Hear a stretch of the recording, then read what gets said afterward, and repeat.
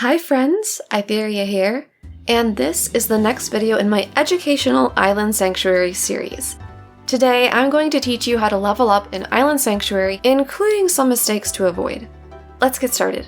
If you're just starting Island Sanctuary, it's probably because you've heard or even seen of some of the really cool rewards you can get, like mounts, minions, glamours, furnishing, dyes, and materia. Or maybe you heard about the fact that you can actually decorate your Island Sanctuary with outdoor furnishings. Pretty cool, right?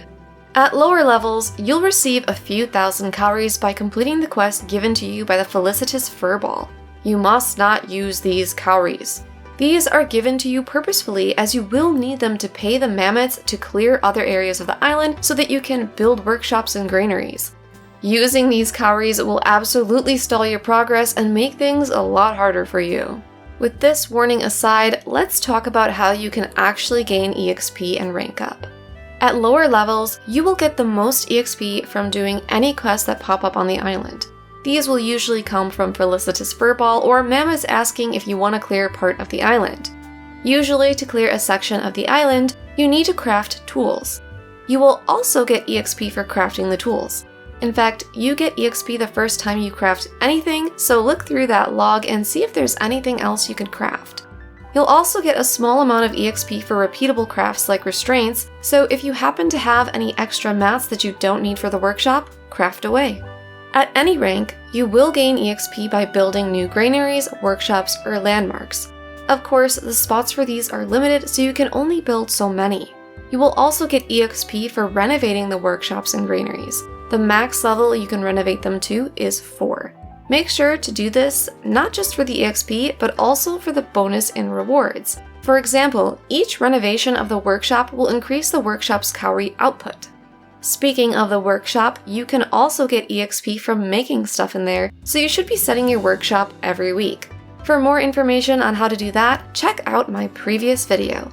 For those who are happy with leveling up casually or slowly, once you've done all the quests and renovated all your buildings, the workshop is pretty much the only passive way to level.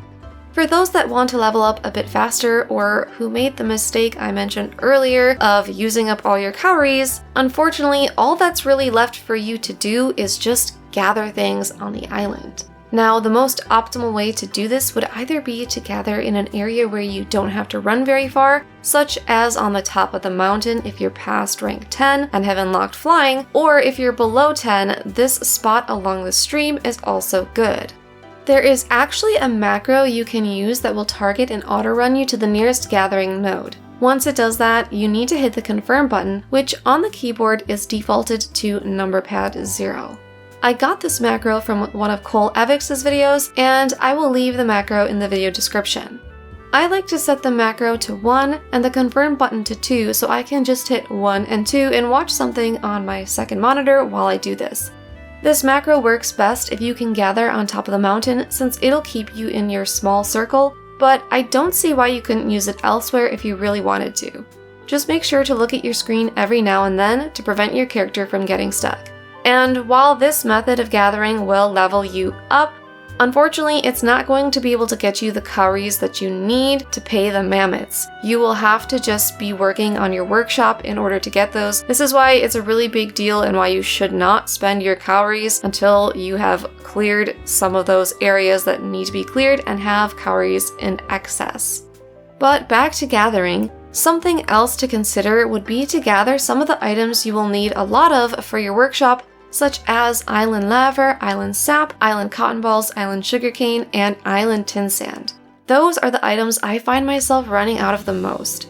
Even though gathering these is not the most optimal way to gain EXP because they're more spread out, doing so will still give you EXP and it will be helpful to you later. It's kind of like killing 2 birds with 1 stone. It's also worth noting that you can get EXP from gathering your crops and gathering the leavings from any animals you have. It's 120 EXP per crop and 50 EXP per animal. When these are automated by the mammoths, they don't give any EXP at all, so just beware of that. Personally, I find this amount to be so negligible that it isn't really worth the extra effort you have to put into the island, because this means, of course, feeding the animals and watering the crops yourself, but it's up to you whether you want to do this for a little extra EXP or not. Finally, I want to share a couple of troubleshooting items because I remember them happening to me. First of all, you have to craft the tools in the crafting log before you'll be able to take new quests. If they're showing up red, that could be why. Another reason they might be red, and this was the most confusing for me, is because you're not actually a high enough rank to take them. I remember having quests I couldn't do and I had no idea why, because I crafted all my tools and did anything else the felicitous furball told me to do, but nothing unlocked the quest. Well, once I ranked up to the appropriate level, the quest would unlock. I don't know if they've patched this or not, but if you see a red quest and it doesn't change color even after you've crafted the most recent set of available tools, you probably need to level up. Alright, I think that's everything.